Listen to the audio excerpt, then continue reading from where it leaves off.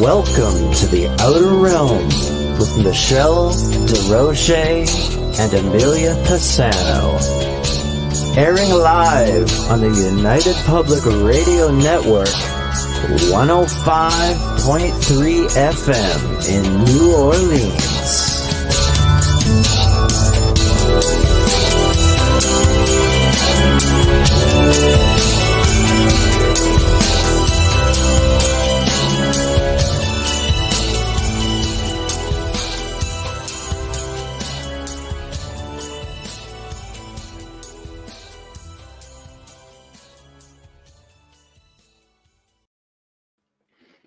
Good evening, everyone. Welcome to the Thursday night segment of the Outer Realm right here on United Public Radio Network, UFO Paranormal Radio Network, 105.3 from the Gulf Coast, 107.7 FM from New Orleans. Fully sponsored by amazing folks over at Folgers Coffee who have been a part of our journey for probably close to 5 years. So we're just so humbled and happy to have them, and just wouldn't or couldn't do it without them. So thank you, Folgers. Also, big thank you to Justice Snicker, aka Dr. Sick, the Sonic Surgeon, for the contribution of his music, his time, his voice for the intro you just heard. He is an award-winning composer of Halloween horror, sci-fi, and dark wave electronic music, and it is coming into the season. He can be found on any of your favorite streaming platforms, Bandcamp, Spotify, iTunes, Amazon, you name it. He's there. Also, big thank you to Steve McGinnis, the artist behind the banners and logos here at the show. Check him out on Instagram and Facebook. Also specializes in the horror genre. Does amazing stuff. Amazing. But can do awesome commission pieces as well. So tonight, a few things. I mean, tonight we are actually streaming live on our Rumble channel as well. Doesn't have a chat room, but for those of you who prefer to watch on Rumble, you will be able to find that there. And some of the others that a certain platform doesn't really like to, let's say, have some content on. So you can find a little bit more over there as well. So go check it out. Give us some love, like us up, subscribe, all that stuff, and enjoy. Tonight we welcome back our friend and I say frequent flyer, one of our favorite guests. We just enjoy him so much. And tonight we're going to do something different because we know you guys all really love open mic and open discussions and just whatever way the wind blows sort of thing. But we're going to keep it a little bit themed and it's a little bit similar to what we usually do. We'll put up some articles, give credit where credit is due, and, chosen some really cool stuff that Michael can give us his thoughts on. And again, please feel free to put in your comments or questions. And I see people are definitely chiming in. Very hello. Hello. I know. Yeah, right there. Yeah. Yeah, I'm okay. Just talk too much today. Oh my goodness. Terrible. It's allergies too. Hello, Stig. How's it going? Hi. And you're going to be joining us pretty soon as well, aren't you? Yeah, Stig's going to be joining us. November 20th. We're going to be doing some Atlantis talk. We love Atlantis talk. Yes. So that'll be good. Atlantis is a thing that would definitely draw me into the ocean to dive. Well, there is a theory, of course, that Atlantis wasn't just in one part of the world, like many people think. They believe it pretty much was all over the place. And when you start seeing different structures and technology, you start realizing, I said it, Stig. I said it. Yes. I love Atlantis. This is going to be good. It was global. Yep, there we go. See, we're going to have a lot of fun when you get here, I promise. Yeah. but for tonight, we're going to have a blast. We always do when Michael is joining us, and you never know where it's going to go, and we're looking forward to it. And without further ado, hi. Hey. How are you? Boy, it's been a while. Amelia, where have you been? Migraine season. How are you? Oh, yeah. I almost cursed. I'm sorry. I'm sorry you had to go through that, Oh, Michelle. thank you. I'm still. It's Good to see okay. you, It is. Michelle. Yeah, how are you dealing with that? When I'm not trying to kill someone in my house for making the Yeah, noise or after the walking. 12 murders, after that. I'm okay. I mean, I've been having it for years. I had a middle ear infection years ago, and I'm used to it. Michelle knows exactly when it's going to start just by the weather, and Oh my God. but the last few times the vertigo's been really bad. I can't say what I think it is, right, Michelle? I wouldn't be able to say that here. Not here. No. So I'll just say Well, with it's a good to G see in you. it. It's good to see you too. Michelle, Different always times. good to see you. Mwah. Thank you. Thank you. Always Yes. a pleasure to see you. Gonna have How are so you much doing? fun tonight. Yeah.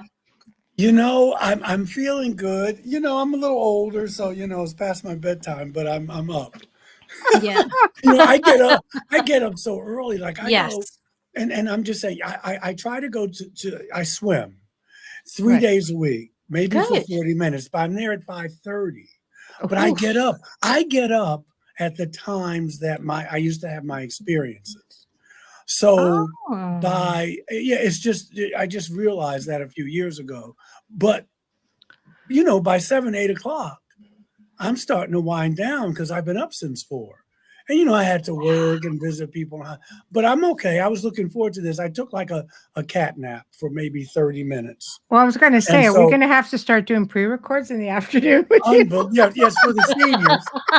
No, we do them with Michelle does them We with do. people Yeah. over we I have, do all Zoom. kinds of them. The Yeah. early, Yeah. we have to do the early bird specials. We'll pretend you're in the UK. Unbelievable. But no, I'm it's feeling understandable. good. You're up really early. I'm feeling It's good. understandable. Oh, no. I My feel tired God, from the inside out. but it's so, good. Yeah.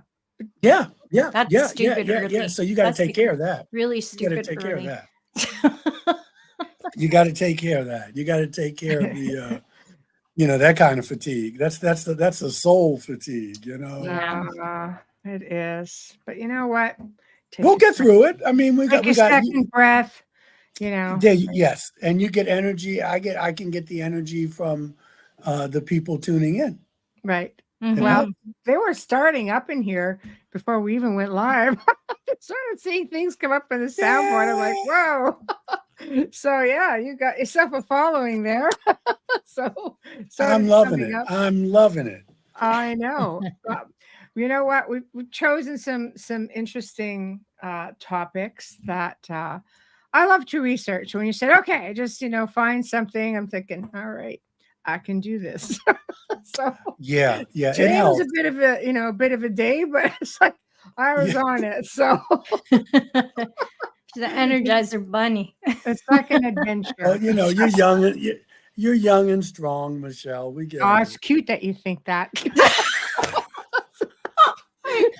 Yeah, especially the young part. Thank you, though. Oh my God. She's had a day if she's laughing. Wow. Well, I guess one out of 2 is not bad. Not. No, Either but the young or giggle, strong. she's had a day and a half if she's giggling like that. I could see Oh the my God. exhaustion. That's Yeah. okay. That's Yeah. okay. You I'm hit all that right. tone, I've been and then going strong everything's for funny. days now. Years. Oh man, yeah. But you know what? I always look forward to the shows, and I always look forward to when you come on because we always get into such good stuff. It's always lighthearted. It's always informative, and we just basically. And your listeners are, intelligent and astute, and that helps a lot too.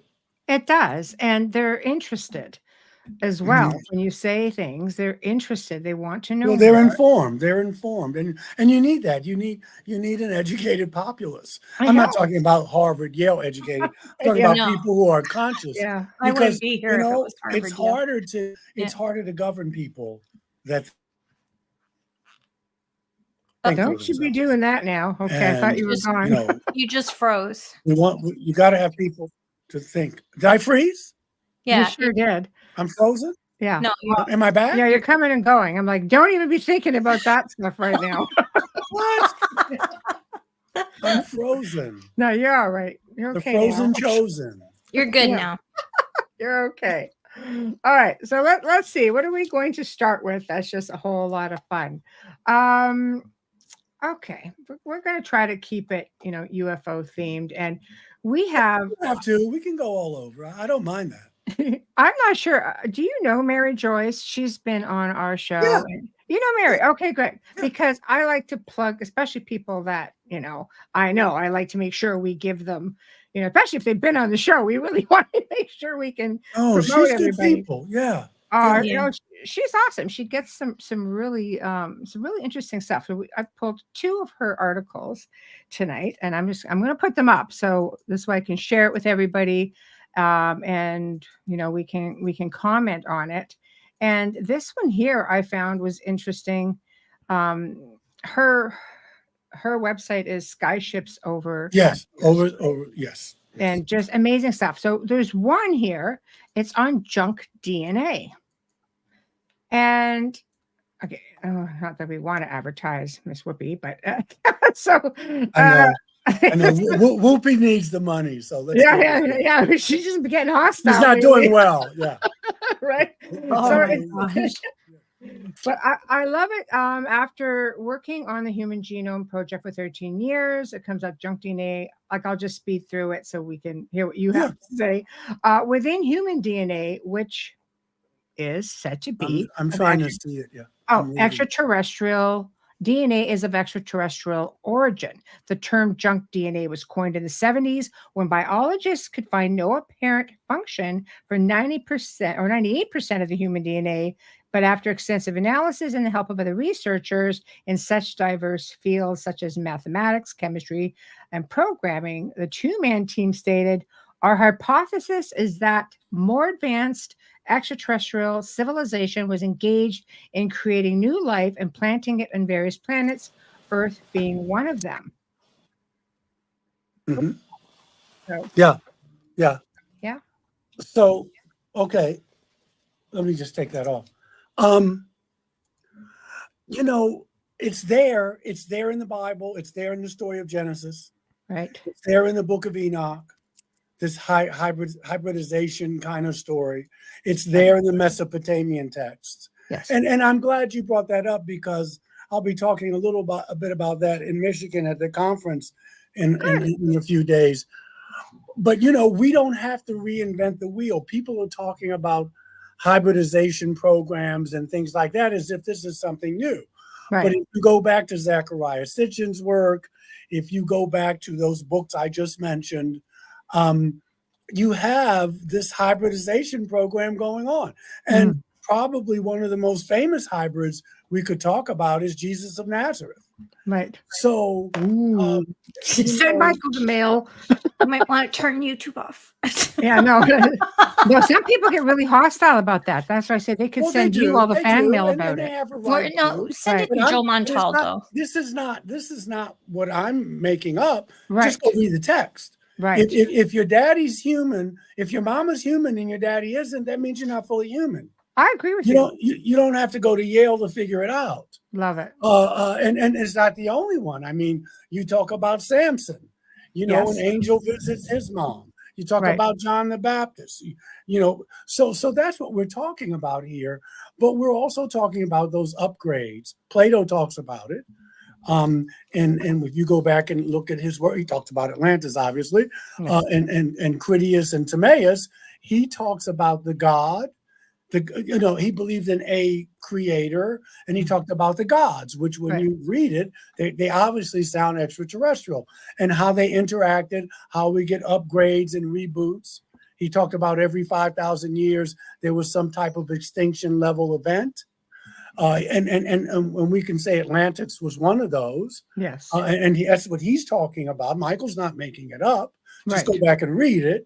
And he's saying that there's always a reboot, that the survivors of these cataclysms, he said they occur around every 5,000 years. There's a reboot because of the gods.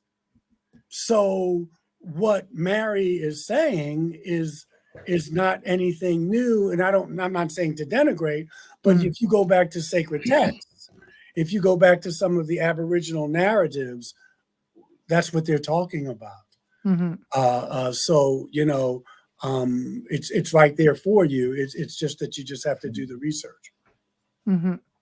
I would agree, because that is everywhere, and strong presence even of extraterrestrials in the Bible. When you read up on Ezekiel's whale, and of course the famous Book of Enoch, and more people, because she goes on to say that more and more people, that they find that their findings are being reinforced by the fact that more and more people are having alien contact or extraterrestrial contact now.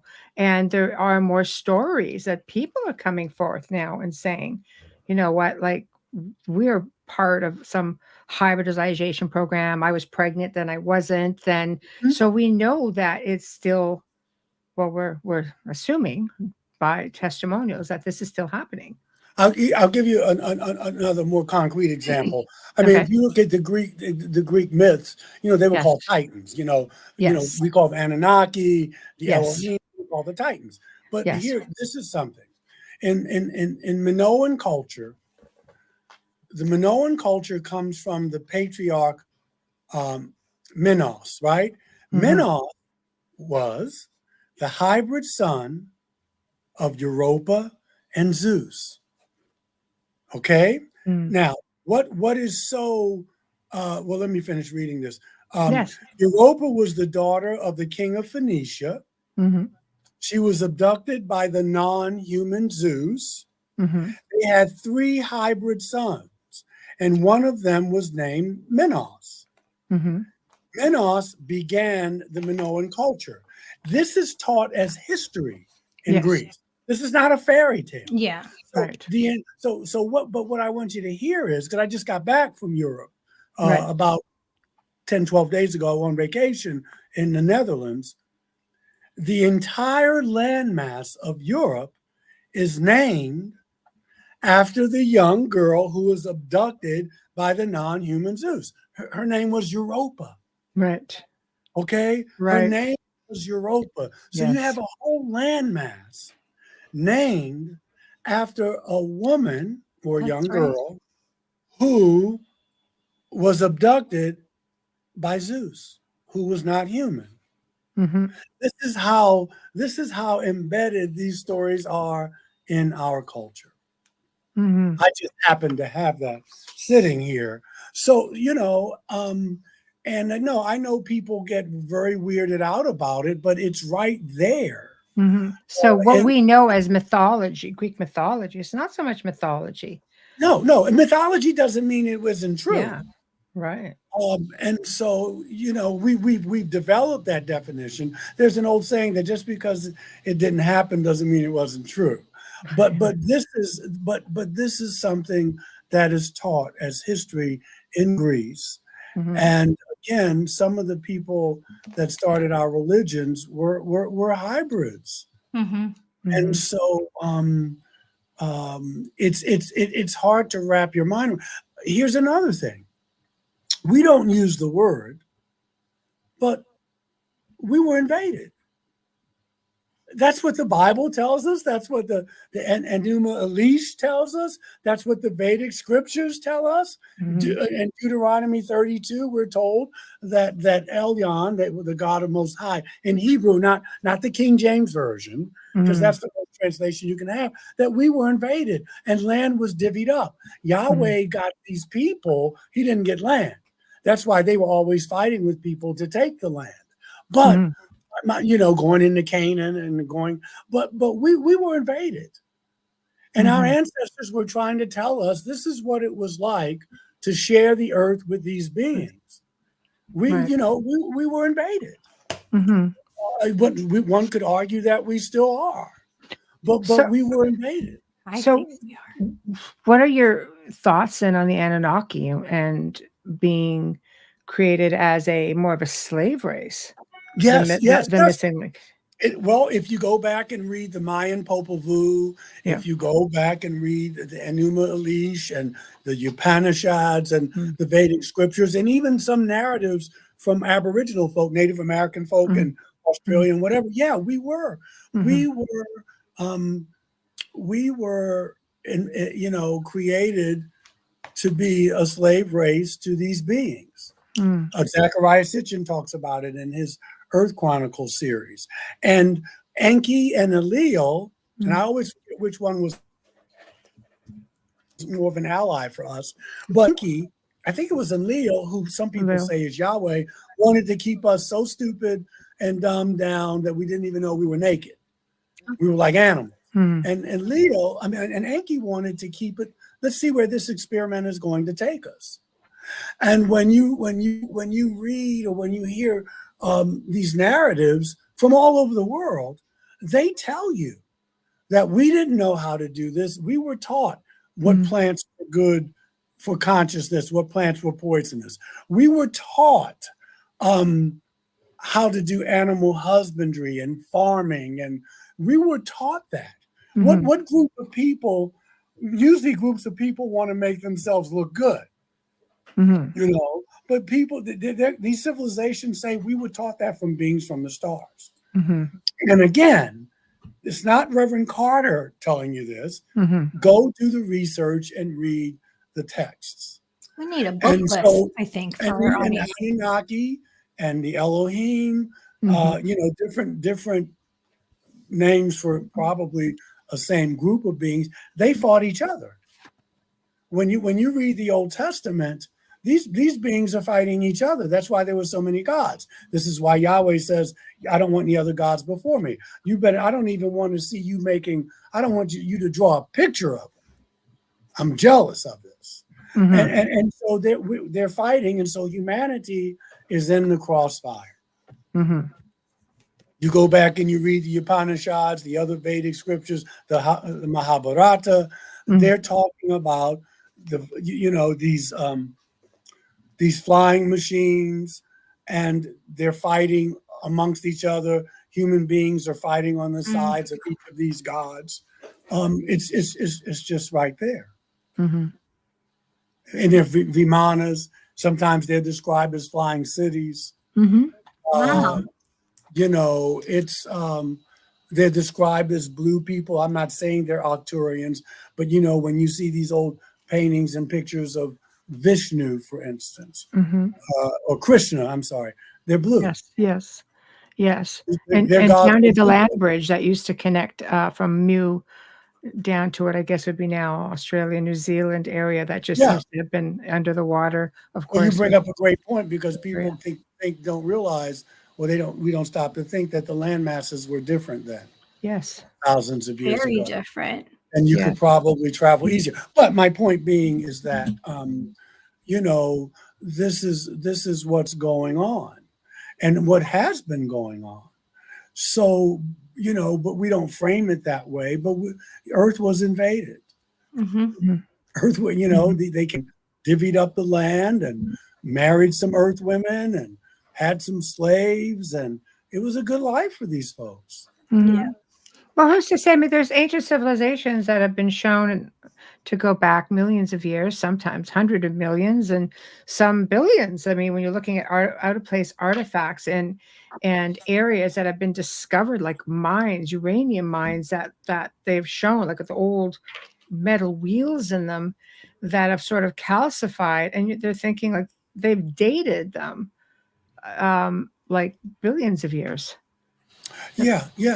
And technology. I mean, the technology who was there here before us, right? Maybe. Oh yeah, and if you and if what Plato is saying is true, that there have been many floods.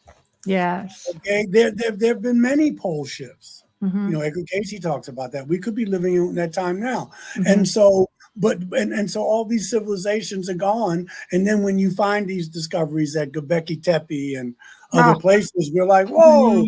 It's stunning, isn't it? Yeah, you can't even get me started on that. They were destroyed probably too. Just like we will be under the water hundreds, thousands of years from now, and people may not know we even existed. Maybe they'll find the Statue of Liberty underwater. I mean, you never know. But if what Plato is saying is true, there have been many cataclysms, and so civilizations are older than we think, and they rise and they fall, and then another one comes on and rises and falls, and it sounds like a cycle. It's definitely a cycle. I mean, you have your ice age that's every what, like 12,000 years ballpark. Mhm. Things remain hidden, things surface, and now they've got this new thing where they feel like they've got to bury important places to save it for future archaeology of the future. We need to protect it. I've been, Gobekli Tepe, it only comes to mind because you mentioned it. Do you know that they've been planting like hundreds of trees over top of it? And those trees will What? destroy it. You know why? I An didn't know that. organization that the WEF is affiliated with has some kind of 10-year plan with them. They've donated all this money, and it's considered now a UNESCO World Heritage Site, which means the world gets to vote on it, not just Turkey, as That's to what not fair. happens to it. And now we know there's something substantial under there. You know there is. I mean, there's stuff you don't hear about, but when you research it, there's tunnels, there's chambers, there's everything down there. You plant trees over that, that's not, you rebury it, that's protecting it. Planting trees over it, those roots are going to be very destructive over decades. Yeah. Mm. So, hard to say it. Oh my gosh, I didn't know that. It's That been a is bone of contention with me, and now there's these memes going around. There's people going around saying, "Why don't you just bury Stonehenge?" Because it's that Right. monumental of a discovery. Mm. that is One of the oldest. terrible. And that's not right that they can make that decision for Turkey. That's just wrong that it's political. Oh boy, What are they trying to hide? it's a whole other show. Yeah, I know. And on that note, I just had to put it out there, just let you know I am following. I know what, because I'm so Wow. interested because you two are so knowledgeable. I Oh. need a book list, Reverend. That's all I'm saying. I need a book I list. can get you one. I can get you Yeah, one. I'm You know, just there's an old saying, Amelia, if you want to learn something new, read an old book. always. I collect them. Read an But old I book. need a list for this. Yes, Definitely. I've seen those. Um, Oh. okay, next one. Again, Mary Joyce. So Skyship over Cashiers. This one is new, and this is just surface. This is a new old story that was presented by CBS News in Los Angeles, August of 2024. It's the eyewitness testimony of Jose Padilla, who was 9 years old when he and his friend were riding horses on his father's ranch in New Mexico and saw a UFO crash, 1945, 2 years before Roswell, the Roswell crash. So Yeah, they saw yeah, the crash, yeah. right? 3 ETs fleeing. Yeah. It This way. sounds like I was just listening to Jacques Vallée Ah, talk Yeah. about it may have even been this story. It's a story called the Trinity Crash. There's a book out. okay. And it sounds just like this. There were two Mesoamerican kids, male, Mhm. who saw the ship crash and the beings in it. Yeah. And 3 if I'm ETs. not mistaken, you can Google it, or you can go to Amazon now while I'm talking. And I think if you type in Trinity, he's the co-author. And this may be that story. Well, it says that there were 3 ATs that were fleeing, and the military arrived to recover and clean up the site. Yeah. And they watched all of this while being behind a cacti on a ridge overlooking the site. So the military personnel left the site for a while. They ventured into the spacecraft, and Jose took a souvenir, which was part of a metal dial. So apparently you can go on YouTube. There is a 7-minute CBS News video about it, and there's a link here. So check out Mary's site, Skyship Over Cashiers, and you could find the story, and you can find the link and go and check out the video. So apparently this is something that's just surfaced, at least, many years later, is publicly, where they themselves are telling the story. But it's always fascinating when it's like 2 years before Roswell. Everything changed after Roswell. And Well, that the public knew about. If you listen to David Grush, he said that in 1937, a ship had crashed in Italy. And the Vatican let the United States know about that. So even during the 30s, there's talk of some crashes at that time. I wonder if underneath in those archives they have.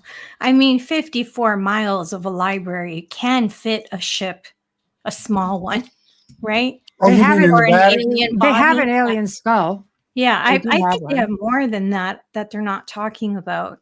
Well, it's one that they know of. I mean, there's stories of sightings, and I remember reading about this little town. You're going back into late 1800s, maybe early 1900s, where a craft had crashed, and there was a little alien, and he died in the crash, and the Oh, community buried him, and the priest Yes, presided over him. I'm familiar Right, with you that know the story. that's one, right? beautiful. And, yeah, there's a little monument there for him, and, now I'm not sure, if memory serves me correctly, if somebody went back to dig him up, or if they tried to dig him up, or something along those lines. They don't know that if he's even still there, because a reporter tried to get in and get more Mhm. information, because I think the monument became public at some point. Somebody recently saw it, and like I say recent, mid 1900s, and Yeah, yeah, y- yeah. When I so was 17, yes, I get that. mhm. Yeah, I'll go with that. No, I was okay. 17 back then. Yeah, I was a young man. uh, Crash in Nova Scotia was the Shag Harbor. That was in the 70s. That one. Yeah. Okay, so here's one that I'm going to put up, and you can give me your thoughts on this one. I thought this was very cool. This one here, it goes back to Neil Armstrong had an alien expedition. Have you heard of this one, Michael? In the Cueva de Oh, las Torres in 1976, mm, and embarked on Oh, a journey quite different from his famous lunar landing. This time, it took him to the South American jungles in search of extraterrestrial mysteries hidden in the cave as Cueva de los Tallos. So it was the cave of the oil birds. Sounds nothing like what I just tried to say in Spanish, but anyway, you got it. yeah, woohoo. And the legends and theories goes back, nestled in the Andean mountains of Ecuador. It has long been shrouded in mystery. The cave's very name comes from its nocturnal inhabitants, oil birds, tallos in Spanish. They were hunted by the local Shuar people. However, the cave's true allure lies in the legends of ancient civilizations and extraterrestrial connections to be believed to be hidden within its depths. So it was first entered the spotlight thanks to Hungarian explorer, yeah, Janos Juan Morix. I'm just going to take a freaking stab at it. So, yeah, I yeah, think you're doing great. yeah. yeah. I do too. Thank you. Anyway, in 1969, he had discovered an astonishing find inside the chambers: gold, strange carvings, and a mysterious metal library containing tablets written in an unknown language. These findings, according to him, suggested the existence of a lost civilization that may have had contact with beings from the stars. So the theory caught the attention of Swiss author Eric von Daniken, of course, known for his works on ancient astronauts, and of course, his 1972 book, The Gold of the Gods. He included these claims, sparking further interest in the cave, and posited the cave could prove or hold proof of extraterrestrial influence on human civilizations, which drew explorers from around the world. We can go on and on, but I think we get the gist of it. So, what are your thoughts? Well, That's my pretty thoughts cool. are this. I think as we enter this new age that we're going into, the age of Aquarius, Mhm. all of these mysteries are being revealed. Mhm. And I think that it's time now. And people are ready for this. People are hungry for this. And so you're going to hear more and more crash site retrievals. You're going to hear Mhm. more and more about this kind of stuff as we go on. Um, Mhm. Aquarius is about uh, many things, but it's about diversity and it's about technology Mhm. because that's what's going to be the future. You're going to have to get used to diversity, not just in Mhm. with the way people look or their skin color, but the way people think. Thought. Patterns of thought and ways of thinking are part of diversity as well. And it's going to Mhm. be about tech because we're going into a higher tech kind of world. And so you're going to hear more of these stories that were shrouded in mystery or were hidden because it's that time now. And I think it's exciting because people are ready to hear it. When we were told that it would screw up religion if we told people that we have been visited and that kind of thing. Yes, there's always going to be people who they're going to flip. And that's, I can understand why you would. But I think the majority of humanity, this is just my opinion, and I think especially here in the United States, people would be okay with it. We'd survive it. The United States lags behind. Brazil, some European countries, they're much more open about this phenomenon. Always We're have. the only ones that, and I get it. It's above my pay grade, but I get it. There's a national security kind of risk going on. I understand that. I wish there wasn't, but this is life. And I know that, whoever has this tech really controls everything, especially militarily. But you can do that, and at the same time, you can still be more transparent with your citizens about what's going on in the world, where around economics, around religion, government, exopolitics, if you want to use the word. Sure. You can do both. Geopolitics, obviously. What are your thoughts? What's concerning, real quick, Michelle, I'll make this brief. We have lots of time. You don't have to be brief. No. What's concerning, you should have never told that. No, what's concerning is that now, I would just keep an eye on it, because now with all these whistleblowers, Lou Elizondo's new book is out, and of course, Brother Grudge came out last July at the hearings, and other people, they're all military.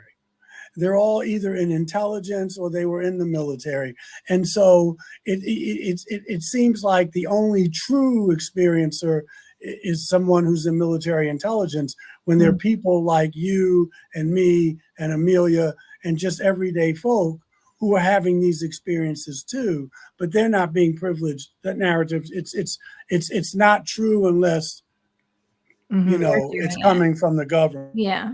And that's concerning to me.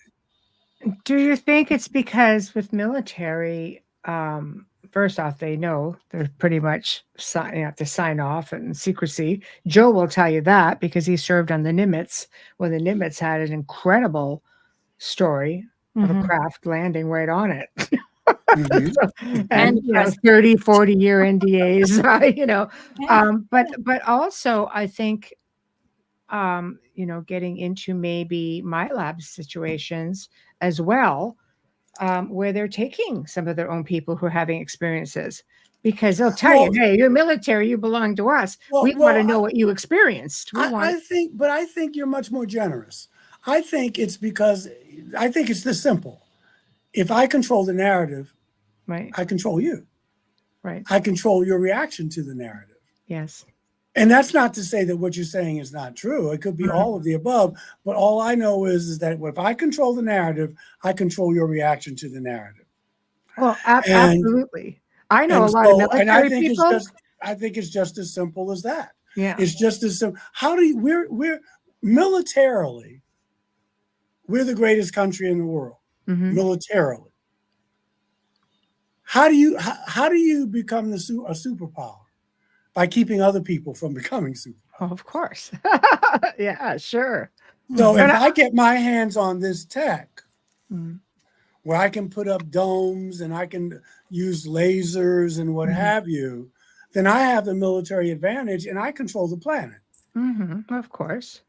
So isn't that what we're seeing happen? I think we're seeing a lot of that happen. It's happened before. It'll keep happening. Absolutely. So I'm not gonna give them that. I'm just saying that this is by design. When we're absolutely. And I'm just saying they're not all extraterrestrial experiences. No. I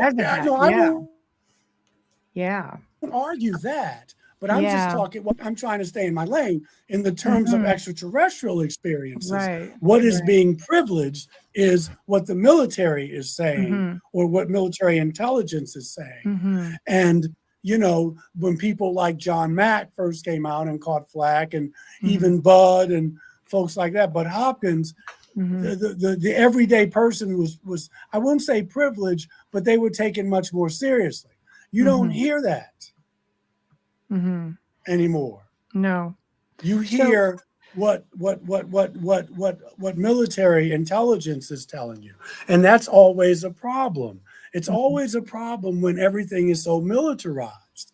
You know, even if we don't look at the UFO phenomenon, more and more of civilian jobs and higher levels of government are now held by military people. That says something. It does. It does.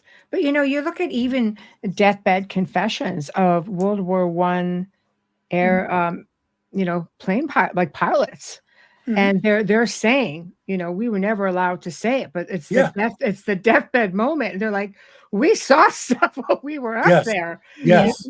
Like they were just sworn to see because you couldn't say anything, but family members have come forward and said, "Oh my God, my grandfather or you know, my father had come out with stories." I read some of these things, and I'm just like, you know, it's always been there. No one's been allowed to talk about it, right? Because your pension, you got a family, everything, you know, and you took an oath, your national, you know, you got to set, you know, non-disclosure NDAs and stuff like that. And again, here we are in the age of Aquarius, where all will be revealed. All will be revealed. No lie lives forever, Nietzsche reminded us. And so now we're seeing people breaking their national security oath, and they're not on their deathbeds. You have people talking. Hey, Catherine Four Feathers. You have people. Thank you. You know, you have people. Eric Davis. You know, you have Gary Nolan. I was just listening to him the other day. He came out and said, you know, I believe the government's lying. And but some people are in a position where they can say it unscathed. Like, you know, I always get it, and that's called disclosure. That's called disclosure. Yes, which would be like we're already in disclosure, right? Like Michael Salas, you know, when he interviews his contact JP, I mean, that's taking a really big risk. Like you're just coming out, he's laying it all out there, and many have done it. Like Corey Good, for example, as an example, who got shut right down. Like some of them they back off because they're being threatened. Well, also everything is timing too. You're right. But again, the government decides when it's okay for you to talk about it. That's just the way the game is played. When you're in those higher echelon, when I mean, it's not Mickey Mouse. It's a little more serious. I'm talking about it here. I work at a church, blah, blah, blah. But when you're in security and intelligence, it's a little more serious. But again, Hayam Mashed, 28 years, head of Israel's, he's a brigadier general, retired, 28 years head of their space security. What happens in 2008, December, he comes out and says that there's a galactic federation, that their bases on the moon and Mars, that we've been lying about this for 70 years, which takes you back to the Truman and Eisenhower administration, says that there is such a thing as a galactic federation. He's walking around free. Well, you're talking Solar Ward and stuff, and people are just like, it's so surreal. Free. You're so surreal. People are like, no, that's crazy. But there's a lot of, I mean, because we've had them on the show. We've had retired Air Force people and military people come on and went, no, there's stuff going on. We've had these experiences, and we are. So he's come out and said it. Eric Davis, George McKinnon, Chris Mellon. Yes. But I mean, Hayam Mashed, though, put it out on the table that there's a galactic federation, that there are bases on the moon and Mars, that we've been lying about this. The United States, Israel have all been in touch with these civilizations since for 70 years. And this is what was intriguing. He said that there are extraterrestrials that don't want disclosure yet because we're not ready yet, and not because of consciousness, not because we're warlike and crazy. He's basically he intimated and implied, Hayam Mashed, that once we become a space-faring civilization, once we learn the secrets of space, then we can sit at the galactic table, but not until. I thought that was very interesting. My point being is that he was walking around free. Nobody locked him up. Nobody said he was crazy. Dmitry Medvedev, Putin's right hand, he said in a hot mic, what was it, 2008, something like that, that every Russian president, not Russian president, because Putin's been a president forever, but every new Russian politician, if they have a need to know, they get a dossier on all the civilizations that Russia's in contact with. He said that on a hot mic. Putin didn't lock him up, didn't send him to Siberia. He didn't drink, he didn't get poisoned. No. But Russia was also one of the first countries to disclose. That's what they want to be, A is lot first of their at everything. military and their Air Force people, But they disclose a lot, not everything. But I'm just saying, but yes. when people are running around saying, when is disclosure, this happening. is disclosure. It's just, it's really just in the United States, right? That you're holding back. I mean, Canada gave up a long time ago, but. Yeah, well, yeah. But the United States isn't holding back so much anymore. No.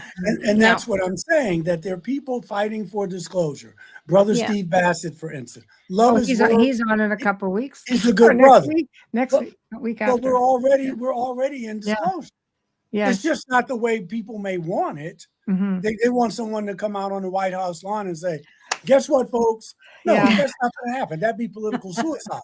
But when you have Lou Elizondo, when you have David Grush, when you have Eric Davis, when you have these physicists coming out and saying, we're working on exotic materials, we have crashed, we know that they're bodies, we have exotic material, that's disclosure. That's disclosure.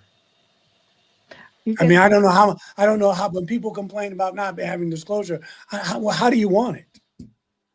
I think Michelle wants them in front of the camera. Bring it up. Yeah. No, I think a lot of people do, because, I think you've just spent so many years. I mean, you have camera phones now. Pretty much everybody's got one. You have an experience.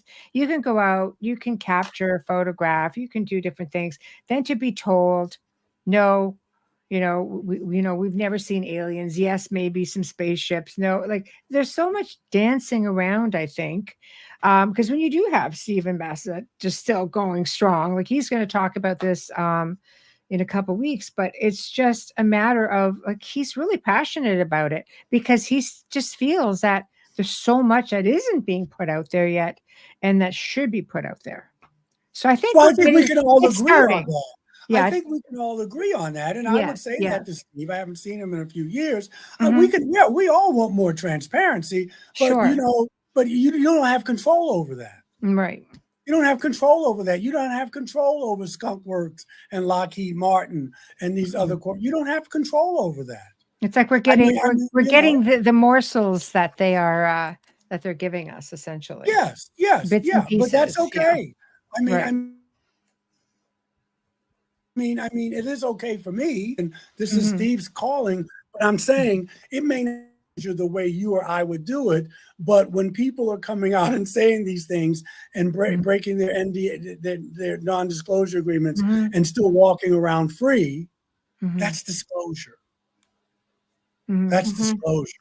I mean, a couple years ago, you couldn't say that without having your family threatened or something untoward happening to you. Well, at that time, there was control and we didn't have cell phones. I feel like cell phones the technology has always been there, but it was brought out at a certain time to help us evolve and see more, connect. I mean, internet has its good and bad, right? It's great now. We're together. Right, Amelia. No, I'm not. But this is bigger than cell phones. Oh, absolutely. I'm just throwing out a thought. Yeah. Yeah. This is the government is deciding how much and when and where to do this. Yeah. So they're powers that be. I read a book which you may be interested in. It was a tough read only because it's written in the old English way. It's called The Secret Commonwealth. It's by a Presbyterian minister named Robert Kirk. Reverend Kirk lived in like the 12th century, 13th century, and he was hearing all of these stories about fairies and demons and, you know, people coming in ships and what have you. And when people weren't taking it seriously, he decided to. And it's worth getting. You can get it on Amazon. I got it for like $8, $10. And it's a small book, but again, it's the old English, so you got to read things maybe 2 or 3 times. And what he came to, he was very open-minded to be doing this, you know, those hundreds of years ago. Oh, for sure. I may have it over there. He came to the conclusion that human beings on planet Earth, the only way they can understand how governments are run is you have to remember that there's an extraterrestrial overlay to all governments.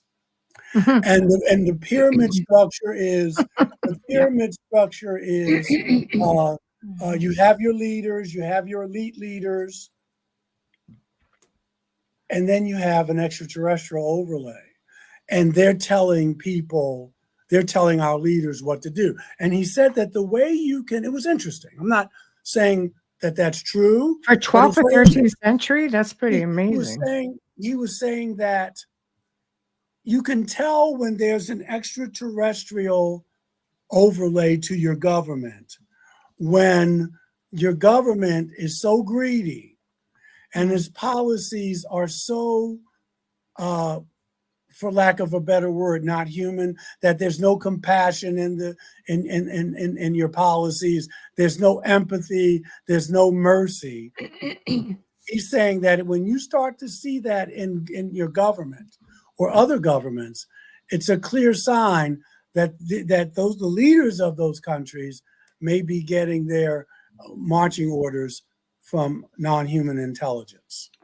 Now, he didn't say all of them. No. Non-human intelligence was sinister, but he was saying that you could probably bet that that there's a non-human element that's going on in your government. I can see how that fits because without getting into politics, everything that's going on around the world right now is so similar. Like the same struggles that are happening here are happening across the pond, are happening across the, you know, it's never been like this before where I'm trying to say this without getting yanked, but you understand what I'm getting at, right? Okay. I think there's stories that circulate everywhere. I think the reptilians take the biggest hit for the ones being in government. And with that being said, they've allegedly been here, one of the longest that have been in whatever is it, whether it's in inner Earth, whether they're just subterranean on average. I mean, wasn't there a guy not all that long ago, like I think it was like in the 80s, who was investigating a whole tunnel system under the city of Los Angeles, which were reptilians, because reptilians were coming up in people's houses. Like there were people coming forward and saying, like, this giant reptile just came up through my closet on the main floor. And when I came in and saw him, he bolted. So I don't know if he was a scientist. I don't know if he was just a researcher, but he started investigating all of these tunnels under the city of Los Angeles. And apparently it led to subterranean, like there was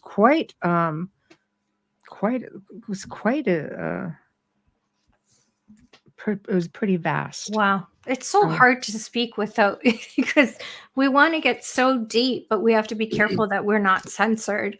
There's also, the CERN opening portal doesn't help. And that's a astrophysicist that came forward, and she whistle blew that she personally saw a portal under CERN. Oh yeah. Just saying. That can't be good. So, I don't know. But how do you feel about the reptilians, Michael? There's so many different opinions of them. Some think that they're to be feared. Some think that they're kind. I think they run the gamut. I mean, one of my contacts was with reptilians. They did not harm me. They scared the what out of me because of the way they looked. Yeah. If you go back to some of our narratives, whether they're Aboriginal or what have you, you have people talking about reptilians being very helpful. So Yeah. I think we have to be careful with the intergalactic racism thing, because that's pretty much what we're talking about, where you judge a whole group of people because of maybe your limited experience or what you've heard. So that's where I'll leave that. I wonder if some people don't realize that maybe they really aren't having a conversation with a reptilian. Maybe this is something that's shapeshifted to mimic and create this or problem. give you the illusion. They're projecting an image of what they want. Yes. But and that could be true. But remember, we are in the West. We are taught that the snake is evil. And it's not. It's not. Right. It's that whole archetype, anything reptilian or snake looking, whereas you go to China, dragons and stuff are revered. Exactly. So that's also part of this phobia. When you look at what do you call it, the cadascus or whatever like the DNA the medical thing, that's a reptilian, that's a snake. That's supposed to be a sign of healing. In some cultures, they're healers. There's healing. So you have a lot to look at there. Well, every Italian girl has a snake ring. Just saying. It's just like a rite of passage. You get one when you're in your teens, and I don't know anyone who doesn't have one. And there's a whole thing behind it of protection. That protection, but it's also knowledge. And all you've got to do is remember that, and Mike, I'm sure you can chime in. You just look at ancient cultures that would emulate what they saw or what they respected or what they revered. There's hieroglyphs, petroglyphs, you name it, all over the world. Look at the just ancient structures throughout the world. But I'll use South America, going down to Machu Picchu. All of these places, have a very big serpent overtone to them. So they would not, and it's not all negative. Exactly. But they don't also have the Christian baggage that we have, that we've been indoctrinated with. Well, maybe they do at the Catholic nations, but somehow they seem to navigate that. But we have this whole thing. You pick up the Bible, and the serpent is the bad person, and the serpent is evil. Yeah, and so that sticks in your mind, that whole archetype thing. And so that's there. That all I know is this: the two I saw did not hurt me. There's hints in the Bible that Yahweh may have been more reptilian looking, and granted, he had his problems. But I am just saying that you want to be careful because you don't want to judge a whole group of people. Exactly. You have your good and bad in every culture, right? And you have your indifferent. Yes. Okay, well, speaking of, here's the next article. And we'll stay right on the narrative. Here we go. So this is howandwise.com. Gigantic underground cave in Vietnam could be habitat to an ancient reptilian race. So here we go, talking about ancient cultures. Recent episode of History Channel's Ancient Aliens. There we go. Michael? I can recognize your voice 3 rooms away. Just saying. That's right. So they revealed some compelling evidence about the world's largest cave in Vietnam, the Hang Song Dune, for those who are listening, is one of the few unexplored places on Earth which is linked to mysterious sightings of strange reptilian and great creatures that stand on 2 legs. There are legends about these creatures who I hate saying creatures, who are similar to the seraphim or the winged serpents in the Kabbalistic traditions. It translates as, or Sundong translates to mountain river cave. and it belongs to, I'm not even going to attempt it, but we're in Vietnam. And it was discovered accidentally by a local man named Ho Khan in 1990, only in 1990, wow, while visiting the jungles in central Vietnam. It is more than 200 meters wide, 150 meters high, and at least 6.5 kilometers long. An entire New York City block can fit inside of it. So here's our guy who found it. So as we go in, apparently they don't let a lot of people in here. So he led members, they're saying here, only 1,000 tourists are allowed to visit each year. And they have to, okay, so it's an adventure place. The only company with permission to take travelers inside.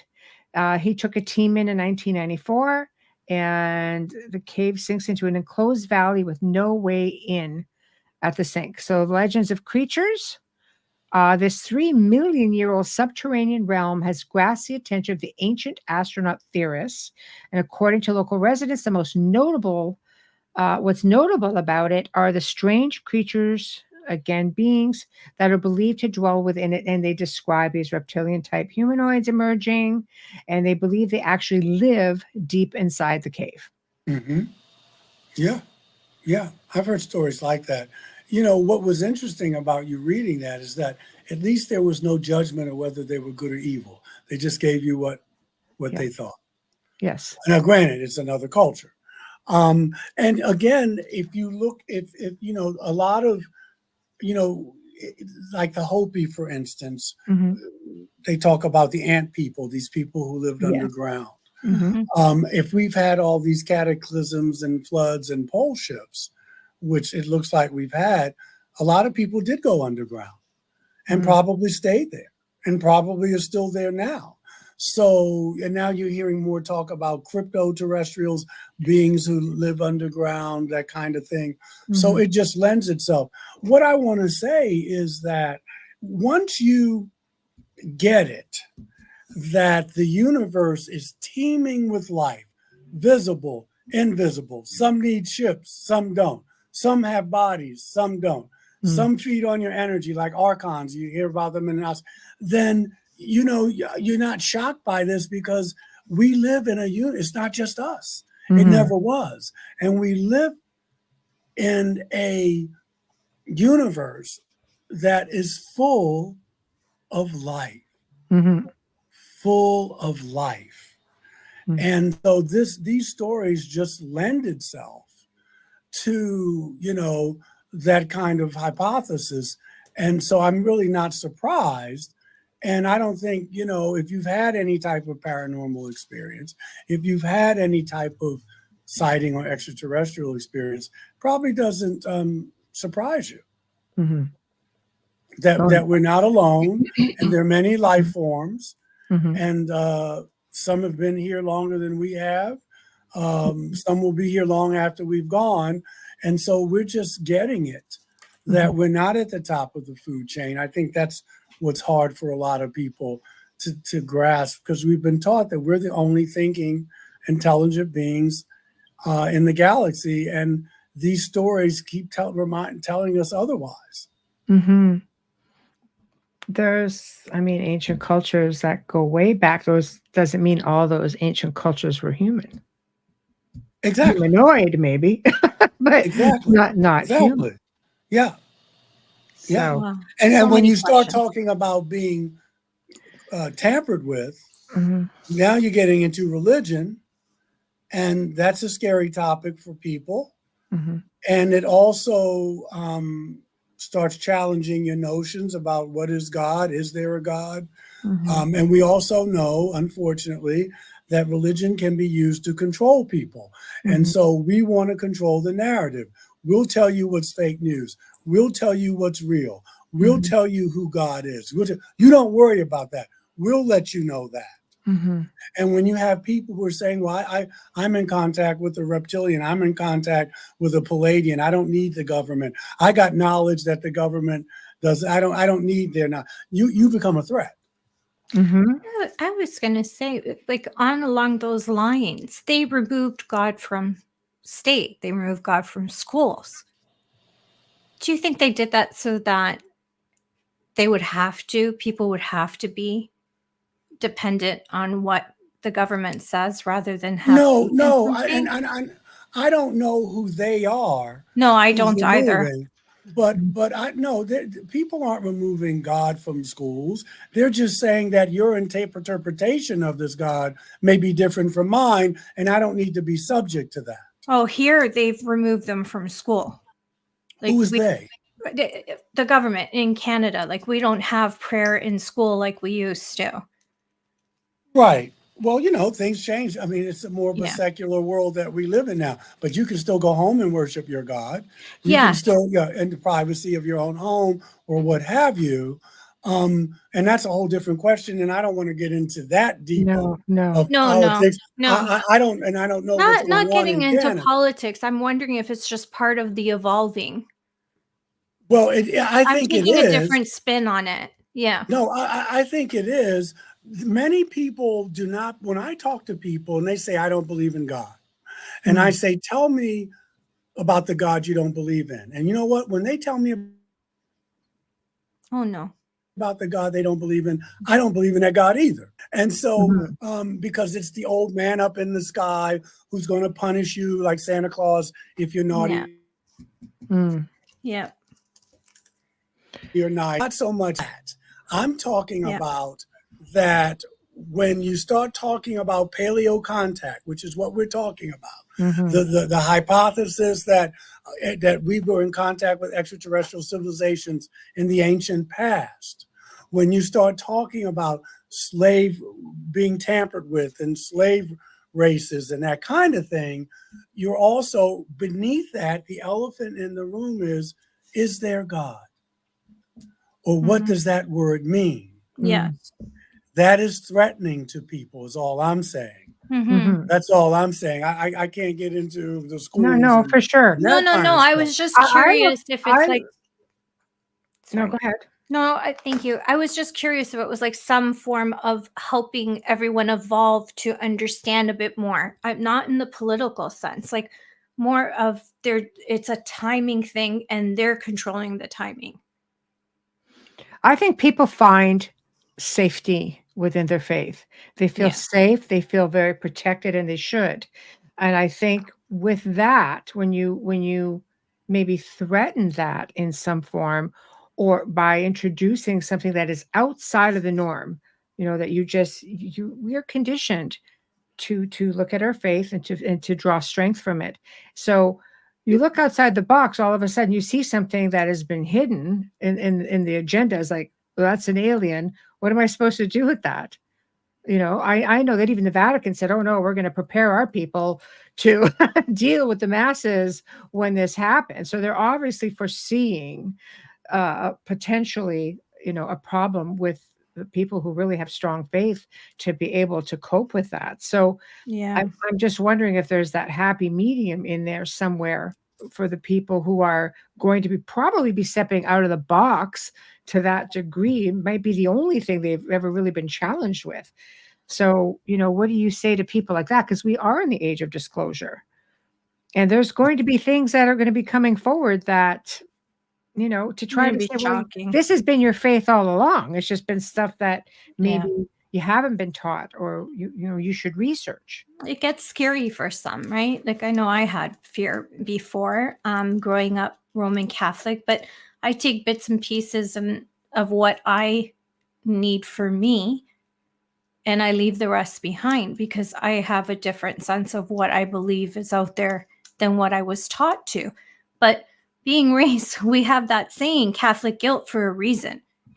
Whenever I would start to study something, I would always be like, what are you doing? This is so wrong. This goes against everything. I'm talking about years ago, not now, like 5-6 years ago, not that long, but that's when it started. And I think there's going to be a lot of people that are going to be going through that. And it's going to be a little bit divisive, right? And it's a lot based on fear. Yeah. Yeah. Well, I think that's why we're having piecemeal discussions about disclosure. Yeah. Good point. Everything is piece. This is how it's being put out. However, what the flip side of what I'm saying, and of course the Vatican has been on the forefront of this. One thing, I wasn't raised Catholic, but the Vatican is the only denomination I know that's taking this seriously and talking about it. Okay. Yeah. You know, and so, but the other thing is that they're, you know, I'm going to use the whole Star Trek thing here. The good, Sure. the I good, have to get into that. the good for the many is always, you know, is privileges over the needs of the few. And there's always going to be, you're not ever going to get 100% of the people on board. Some people are going to jump out of windows. Some people are going to go crazy. You know, it's going to be an ontological shock, but that doesn't mean that you don't do it. No, That I doesn't think, mean that you don't do it, you know? yeah. And so that's the balancing act. Now you can spoon feed people and that's okay, but eventually they're going to have to get on board or not. You're not going to get 100% of the population saying, oh God, you know, we're not alone. Okay. Yeah. You're going to have extremes, but you know, what do? You know, you don't not be transparent because of that. No. Well, I think the same people that have difficulty understanding the paranormal have difficulty understanding that there are other beings. They feel like, no, it's all from like Star Trek shows and Doctor Who, and this can't be possible. But I can tell you, my father, rest in peace, was born in 1930. And I remember asking him when I was little, I was very little. I was probably about 8 years old. So it was about 1977, 1978. When they started with the world is ending again, there was that big fear. I remember it being on the radio and how they were talking about it. My brother was putting the fear of God in me too with it because he thought it was funny. And I asked my dad, do you think there's other people? Like, we're the only ones here? And I remember him saying, there has to be other people. We can't be the only ones, you know, and that helped me get through things. But yeah, I'm grateful for that. Yeah. I hear what you're saying. Yeah. I think that, and I'm a clergy person, so I think that the clergies, we need to be, and I don't know how we're going to do that, but that's why I do what I do. And I think that people need to know. For instance, people call me and they say, can I be a Christian and believe in UFOs? I say, of course you can. Of course you can. And I try to tell them, you know, you got to do some research, but look at church history. When you look at the early church fathers, Origen, Justin Martyr, Clement of Alexandria, just to name a few, they knew that Yahweh was not God. They knew that. They said, what are we going to do about the First Testament? Because the Old Testament, because he's doing things in there that the most wicked man or woman wouldn't do. So they were wrestling with those things too, but you're never taught that. No, but it's all out there. They found a way, you know, to keep their faith tradition and realize that they lived in a populated universe, because it's right there. If you go to 1 John 4, you read the first couple verses of that. What do they tell you? John, well, whoever's writing it, says, you got to test the spirits that you come in contact with. So they're telling you that there are other things in the world. There's spirits. It's right there. Michael's not making it up. 1 John chapter 4. Test the spirits to see if they're from God or what have you. Okay. Now we think of spirits as a disembodied individual, but the ancients looked at spirits as someone who could pop up in your living room and then pop out again. So they're telling you it's energy that there are other beings, that there are other beings are there. Right. And so this isn't, I guess what I'm trying to say is this is nothing new. Our ancestors were going through this as well. Yeah. They just wrote it down in the Bible. And so I look at that as they're trying to tell us this is what it was like to share this planet with these beings. Mm-hmm. That's what those stories are telling you. Mm-hmm. That's Mm-hmm. what those stories You are said telling you. that. I like that. So Now, if you go to 1 Kings 22, 13 to 28, there's a prophet there. His name is Micaiah, not Michael. And he's remote viewing. He's saying he's having a vision. I'm using the word remote viewing. He's remote viewing the heavenly council. We would call it a galactic federation. They're sitting around a table. And what they're doing is they're trying to create a false flag operation. They're trying to start a war. And Yahweh, the Elohim, are saying, who will come forth and put this lie into the mouth of this king? And it doesn't say an angel comes forward. It doesn't say a person comes forward. It says a spirit steps forward and says, I will. So they're already wrestling with what we're wrestling with now. Mm-hmm. It's right there. The only thing is they didn't have the language that we have now. Mm-hmm. Can you We tell have me the that language. once a week? First, Micaiah, 1 Kings 22, verses 13 to 28. Mm-hmm. We can go in the book of Daniel. I think it's chapter 10. Daniel 10, 13. The angel Michael. Yeah. He comes. He tells Daniel. He says, I'm paraphrasing. He says, man, I'd have been here 21 days ago. He said, it took him 3 weeks to get there. He said, because I was fighting the Prince of Persia, who was probably another ET. Mm-hmm. He says, I was delayed. This is why I'm late getting to you. Took me 3 weeks. I'm in battle with the king of Persia. This is Michael, the warrior angel, Mm-hmm. who is probably an extraterrestrial. What are they doing? They're fighting each other. Yeah. Daniel 10, 13. Thank you. I'm not making it up. It's just right there. Yeah. It's just that we were taught not to look at it that way. We were Yes. taught that these are God stories. So is They're this not old? God's- Is this his Old Testament, Michael? Or Yeah. See, I always say the Old Testament has a lot more in it of this sort of information. You know, I think a lot of it was left out. Maybe some of it just sort of got mistranslated. Maybe, you know, I think, you know, I do agree with the control thing. It's like all of these stories, they don't all need to be in here. Yeah. And I don't find that the New Testament has as much.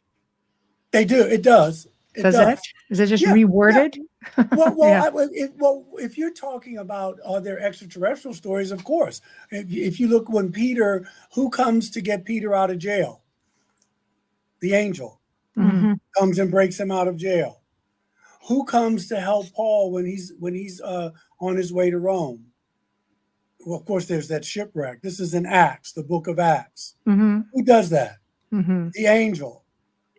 Okay, of course, we have the Jesus stories. So if you put People don't look at those as disembodied. They look at angels and Jesus as things entirely different. Even though when you break it down, it's pretty much exactly what you're saying. Oh, okay. Yeah. I wasn't just speaking about disembodied. I was Right. just speaking about Sure. that whether they're disembodied or whether they're extraterrestrial, you have all these other life forms Mm-hmm. that our ancestors Yes. are dealing with. Yes. And they're in the New Testament as well. Yeah. So the archangels could all be different beings than what we're taught and believe them to be. I personally think from my research and the readings that these angels are extraterrestrial. I believe our ancestors drew them with wings to let us know they could fly. Yeah. I've heard that see, before. The thing about angel, angelos in Greek, and malek in Hebrew, is that they don't tell you where the angels are from. They just tell you what they do. An angel means messenger, emissary. Yeah. Emissary. But that doesn't tell us what they look like. Mm-hmm. It doesn't tell us where they came from or where they're going. They come, they deliver a message, and they leave. Yeah. So like now I'm rethinking. Okay, the Catholicism, we have Gabriel the messenger, we have Raphael, he's a healer, and you've got Michael. I mean, there's so many of them, but they all have something that really would be what you would think from an incredible being that could be from a different planet, a different universe. I'm going to put this picture up. But these are believed to be angels. Yeah. And the photo was taken from a person who was flying, who's on On an a plane? airplane, Wow. really high up. And the whole article was based on some of the things that people see in the skies when they are traveling. Tell you, I always say, get that window seat. And now in the video, because there's actually a video of this was just a still from the video. You could see them like this. To me, when you look at it like this, it could just look like a couple of bugs splat on the window, but when you see the video, it's like, God, that's pretty compelling. These do look like two men with wings and swords. However, in the age of AI, I question everything. But the video is even video now can be fudged, unfortunately. It's but sad. so I saw the video and thought, that would be really, really interesting if it was a thing. But people report seeing things in the skies all the time. So you're so high up. Who knows, really? And yes, Wayne says it's Folger's time. I know. Good thing we have him directing in the chat room, because I know. This is such a great conversation. Reverend, if you could call me once a week and we could Skype, I'll just listen to you talk. You get sick of it. I get sick of myself. That's the first time I've heard a man say that. I know sometimes on Sundays, I even tell them when I'm doing my sermon, sometimes I'll tear it up and go, I'm saying the same thing over and over again. And they get it. But yeah. I was taught in seminary that, and I remember I grew up in a black church. You were there all day. Oh, they were torture. But we were taught that if you speak past 20 minutes, 25 minutes, you're repeating yourself. And people's attention spans are not that long. That's one of the reasons I like the UU church. I go 20, 25 minutes. That's it. Nice. We start at 11. You're out of there by 12. My mom was a devout Catholic, and she would make my father drive us to a church, a black church, where they're singing. She loved it. And I did too. I'm not going to lie. I really enjoyed it. I love the ritual. I love the incense. I do. The smells and bells. I like that. I like churchiness. Yeah. I like to wear my robe and my stole. Oh yeah, don't get me started. Yeah, she was just like, because I baptized my niece at this church, and my mother's like, look, like they took her and they brought her up and down the aisle and they were singing, and I was just like, I love all that. This is really good. So the week after we went, and we just kept going. But anyways, I really enjoyed that. It was a nice. I enjoy it. I just don't like when people, I don't want to force my ideas on someone. No, I don't like that. But other than that, I love the smells and bells. I think it's also, if you're somewhat of an empath, the energy is so intoxicating in there. I think like that. But I better do this, because I'm going to get in trouble.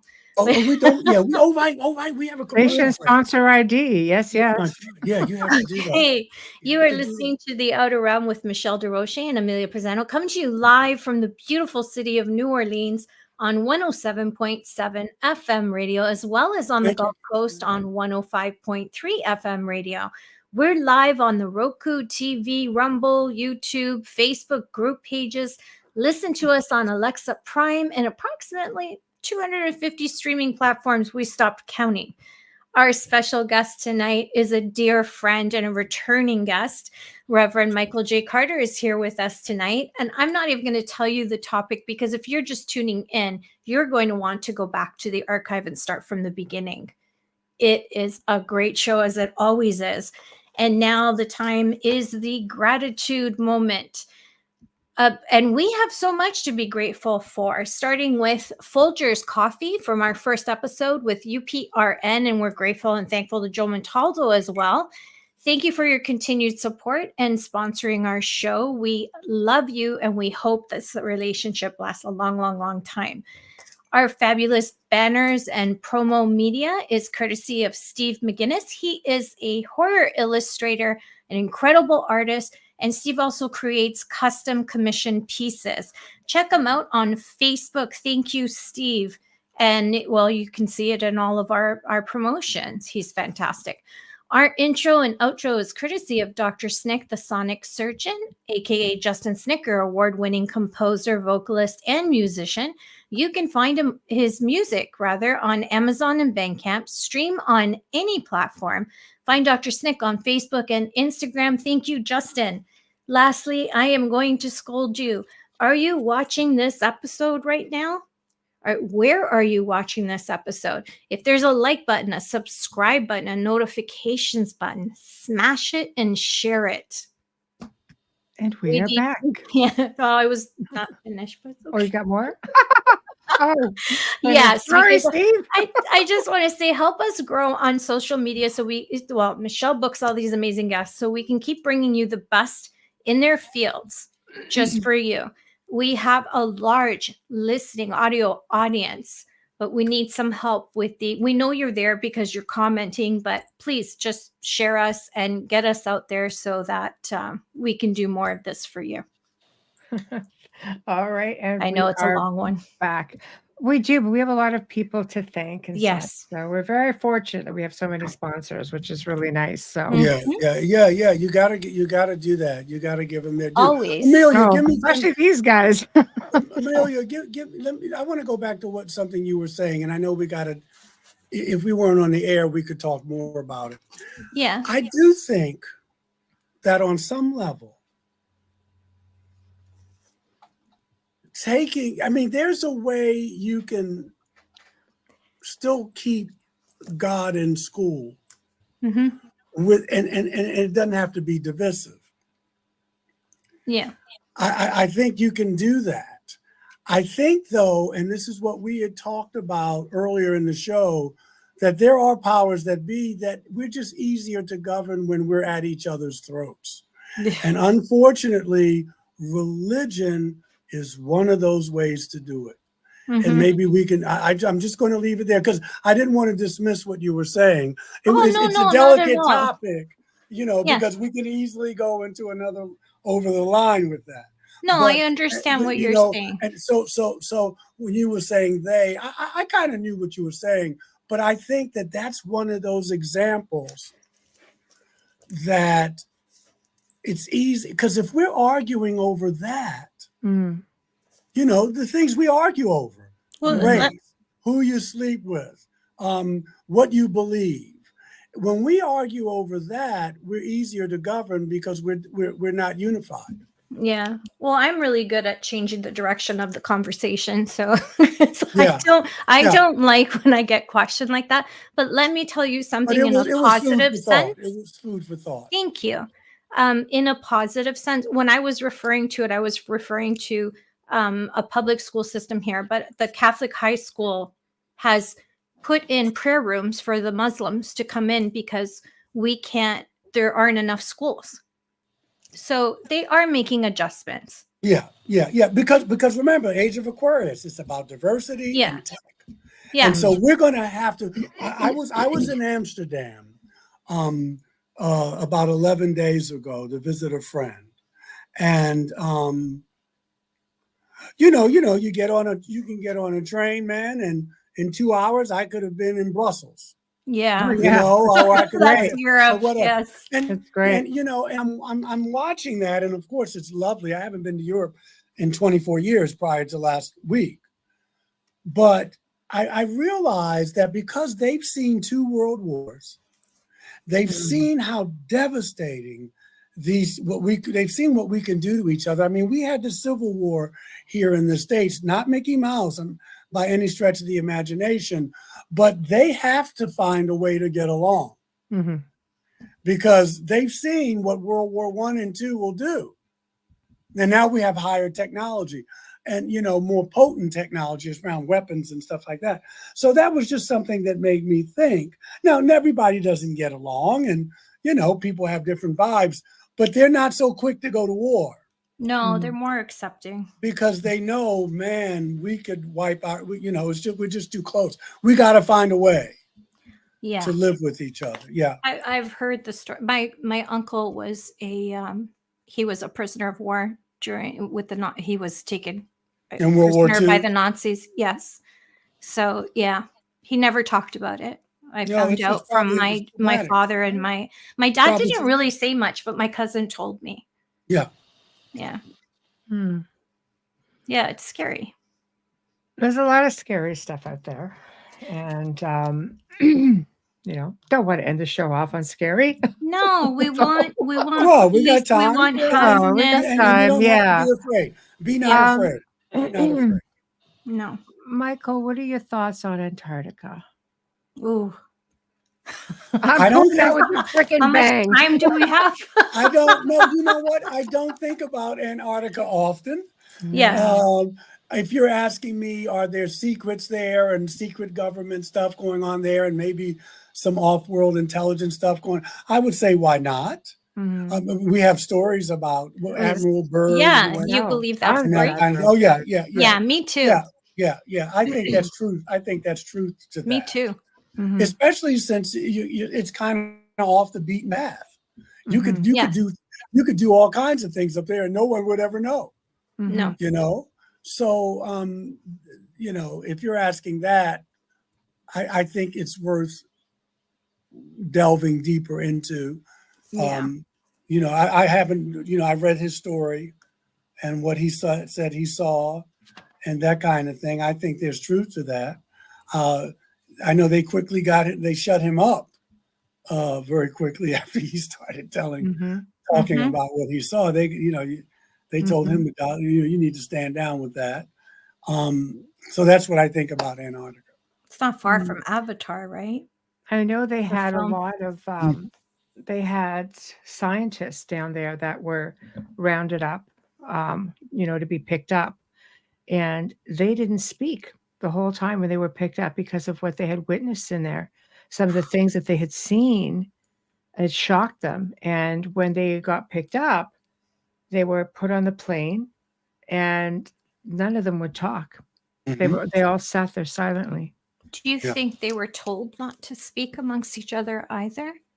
I'm almost sure of that. Yeah, Without because a it's doubt. almost like interrogating a criminal, right? You're going to You have separate to them. be debriefed. You have to be debriefed. I think Yeah. that's one of the protocols. Yeah, I call it and if you interrogation. don't say anything, then no one can accuse you of anything.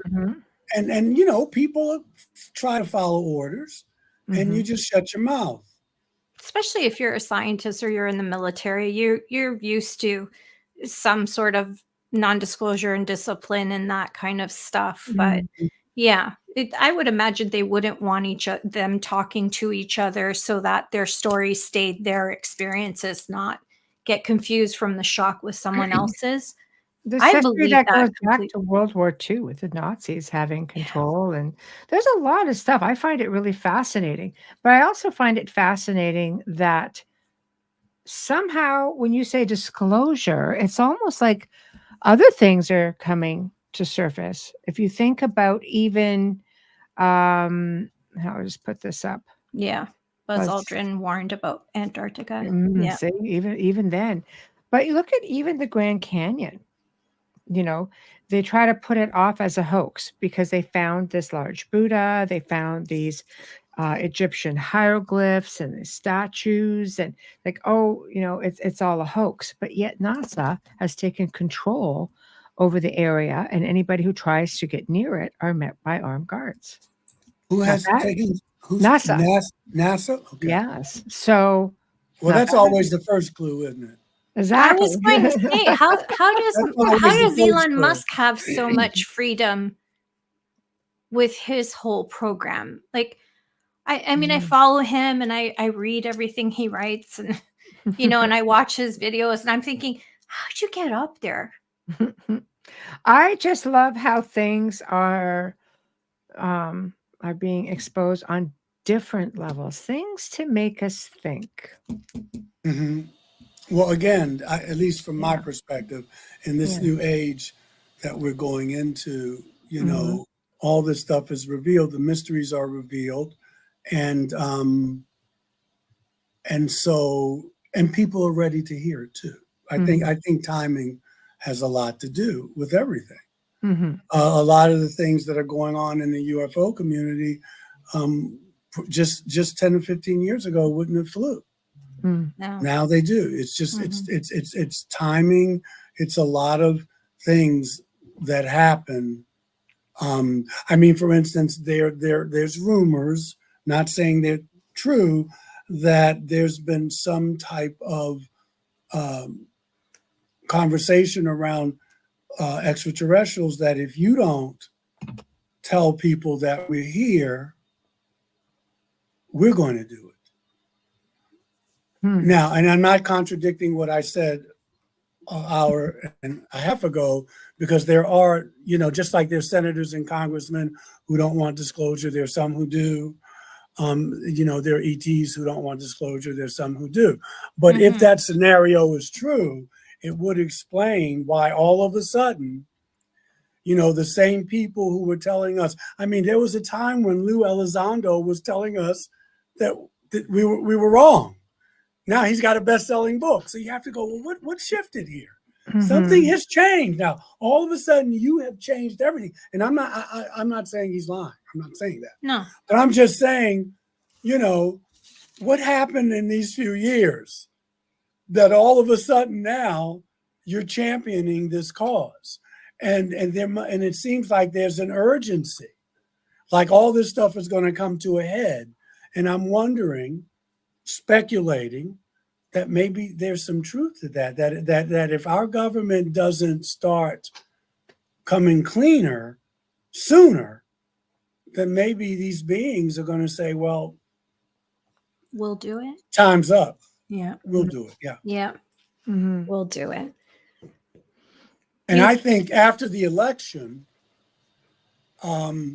because that's where everybody's energy is focused in this country on the election. I think by 2025, 26, there's going to be even more, because there are more whistleblowers coming out almost like clockwork. Hold on here. I have there's a new book coming out. I never even heard of this guy, but he just came out 2 days ago or whatever.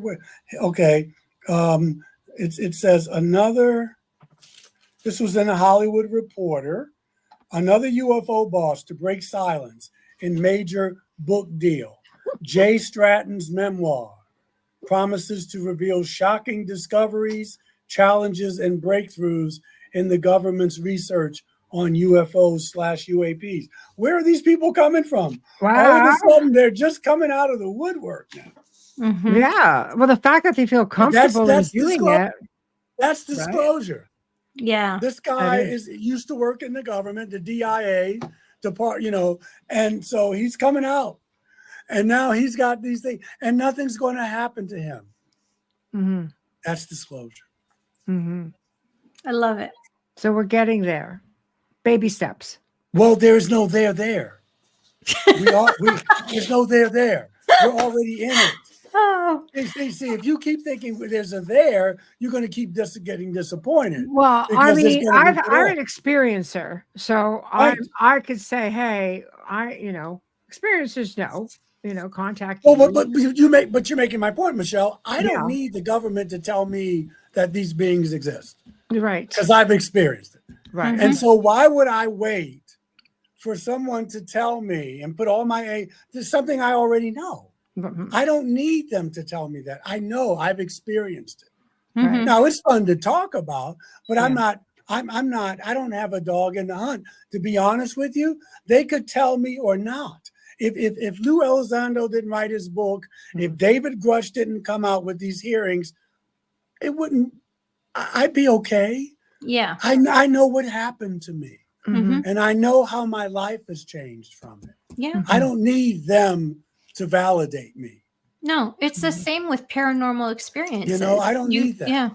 You know that you've seen this spirit. You know that you've had this Yeah, I don't conversation need with them. David Grush to tell me that what I saw was Mhm. real. Mm-hmm. But if I did, I'd be disappointed because I'm seeking someone else to validate me, and I don't need that. I don't need that. I think like if anything, what it would do is it will bring those who are a little bit skittish about coming forward. It's almost like sometimes people do feel like they need that authority to say, yes, it's here. And then they can just come out and talk about it. They don't want to feel foolish. Maybe they're just scared. Maybe they don't understand it. Maybe they're not educated in it.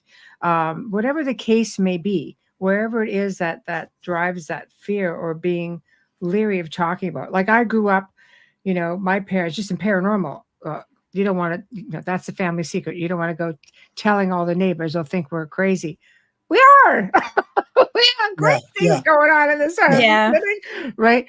But I think people can accept ghosts. People can accept the paranormal. It's just mainstream. It's just a little easier to take in because a lot of people have had visitations, or a lot of people, I remember reading a survey and they said, I think it was something like 70% of, like, this was an American survey, could say definitively that they've had some kind of paranormal experience. That's pretty good odds of people coming forward and even wanting to talk about it.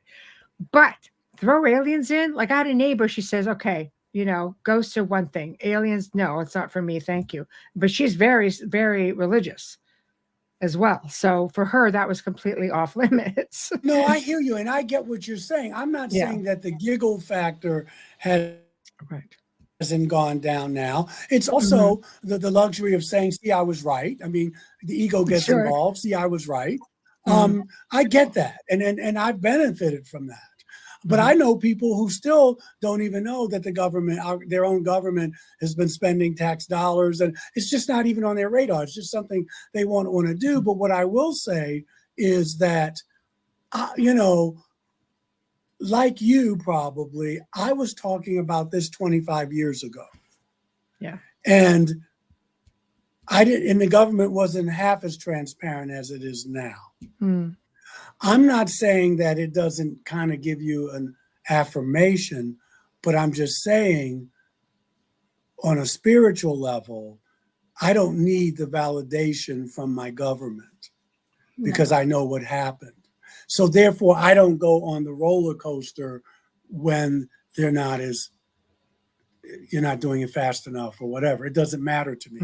You don't have to ever do it because there are people, who will, I've had people come to me like you. And so, I can affirm them and they listen.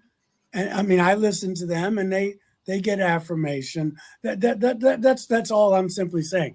I'm just saying that because you go with the roller coaster when you're waiting for someone else to give you permission to say what happened to you was true. And that's just something I don't want to do. I think, when it becomes a common day thing, an everyday thing, becomes just part of our culture as a whole. I think, do you think it's just going to sort of elevate us a little bit with respects to open-mindedness, spirituality? Yeah, I think it will. Yeah. I think so too. But I think it will, but I don't know if it will if the powers that be are in control of the narrative. Shows like yours will probably do more than the government coming out and saying, guess what, we've been spending money. Because they're focusing on technology. They're focusing on the hardware. Shows like this are focusing on the inner. And that's what this is about. This is not about back engineering. No. It's lovely, but that's not what this is about. About the people.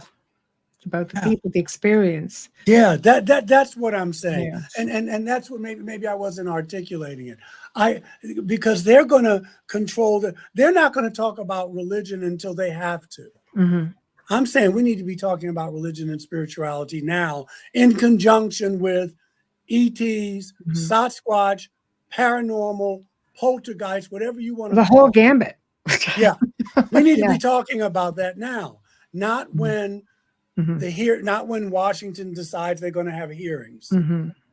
That's what I mean. We want to hear about everybody's stories. We want to hear about their sightings or experiences, because that's how to the me world changes. That is disclosure. A little bit at a time. Yeah, that's exactly. what I mean when I say that. Yeah. Because otherwise, now I know they're not going to be talking about what we're talking about until way after the election. So what am I going to do? I'm going to be waiting and panting.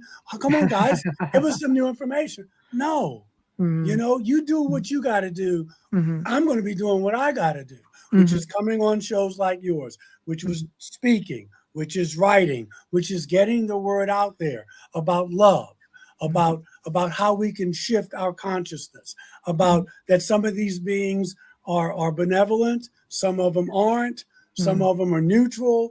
You don't have to reinvent the wheel. Pick up a book, pick up your Bible. That's what I'm about. Because I can't wait for them to say, you know what, Michael, you were right the whole time. You were right, and the religions were right. And no, I don't have time for that. I'll be dead in 30 years, maybe sooner. I'm 67. I'm 67 years old. You're going to be around for 30 years at least. I need to do what I need to do now. Yes. Well, we love having you on, Michael. I love being on. So we love you. We're almost at the top of the hour. Tell us what you have going on. Promote yourself. Where can people come and find you? Okay, let me do that. Okay, you can go to Amazon and you can pick up my books. I forgot to tell you I have a new book. Well, the book of sermons, yeah. So I forgot to write it in my bio the for archives you. Guy. That's out. Yeah, that's out. And next Thursday I go to Lake Houghton, Michigan, for the third time in 3 years to give a talk for their UFO conference. Wonderful speakers there.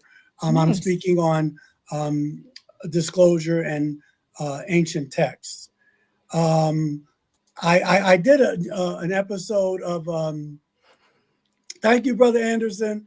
I did a but they cut me out of it. I did a new Ancient Aliens, and it came on last week. And when I went to watch it, they cut me out. So they left you on. on. It was called The Chosen. It was called The Chosen. But there's a new one coming up, called The Teach. Hopefully, they didn't cut me out of that. And just go to Amazon, email me. I know we're running out of time. Michael JS.Carter at gmail.com. I will write you back. Don't worry about that. My fan page is Reverend Michael J. Carter on Facebook.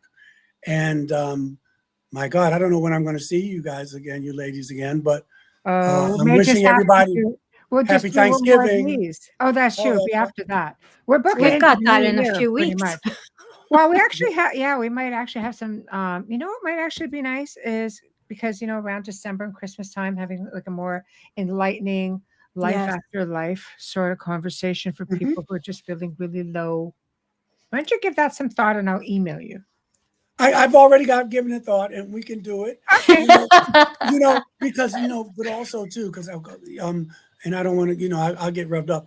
It's a depressing time. A lot of people they're so low around the holiday. Yes. And it can be a rough. lighthearted, fun show about just, spiritual stuff and loss and the joy and life after life. The joy and don't give up. Okay, we're going to do it. We changed the whole theme in December on the show just to help. Yeah. Okay, we'll do it. Because it's the season of lights. It is. And we'll talk about it. It's always a pleasure. Favorite time of year. Do something with that. Amelia, do something about those migraines. Thank you. I don't know what to tell you. I could send you some Reiki. Oh, thank you. I have a friend. My daughter's friend does it. I'm okay. Yeah, it is what it is. It's been a long time, but I know how to get through them. I get sad when I miss shows because, I feel like I miss you too. Right? I missed you I think it was the last 2 times. Yeah, I missed you. If you change your mind about the Reiki, let me know because I'm always open to it. Mine's a little different because of those people. No, thank you. I will be in touch with you and we'll set up a time. And thank you so much for joining us tonight. It's always a pleasure. Be safe out. Go get some sleep. Out there. Be not afraid. Thank y'all. you. All right. Thank you. Good night, darling. Always such a joy. Oh, Such I a know. joy. Well, guys, we're literally there at the top of the hour, and what a great laid back segment. I think you'd be the perfect person to join us for a segment in December, and you can look for him at that point. So big thank you to Michael Carter for joining us and participating in an open discussion about current things that are going on in the world of UFOs and disclosure, so on and so forth. Big thank you to Folgers Coffee, Justice Snickers, Steve McGinnis. Thank you. Next Wednesday night is actually our official open mic, open discussion night. Current events, high stranges, anything goes. So get And your the people- questions in order, get your topics in order, meet us in any of our designated chat rooms, and let's just have a parlay and bounce some ideas around. Let's have some fun. Remember, we used to do these only quarterly, and you guys ask for it every month. Heck, we've had people ask for it every week. We can't do that. Can't do So, that. so we can't do that. But hey, Get tired of listening to us. Yeah. Thursday night, big treat. We've slowly been bringing people back from really early days of the Outer Realm because our audience has grown into the millions, literally. And boy, it's been a real journey. We're so humbled, but we are bringing back this time our dear friend Laura DiDio.